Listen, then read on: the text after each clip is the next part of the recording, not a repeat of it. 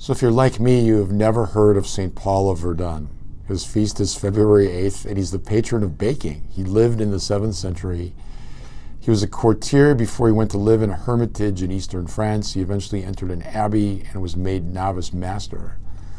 Among St. Paul's many tasks was assisting in the baking of the bread that sustained the monks.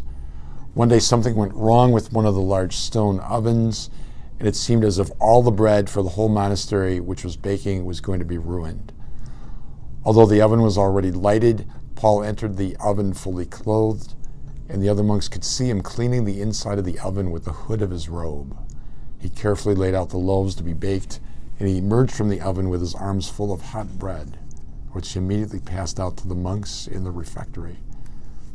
Kind of a beautiful little story about a monk who was taking care of his brothers, making sure that they were well fed. So we think of all the bakers and cooks, people that love us with food.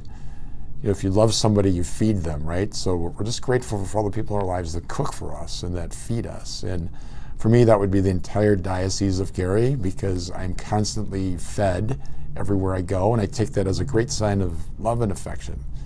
I don't think I've even had a conversation without having a sandwich in the middle of it.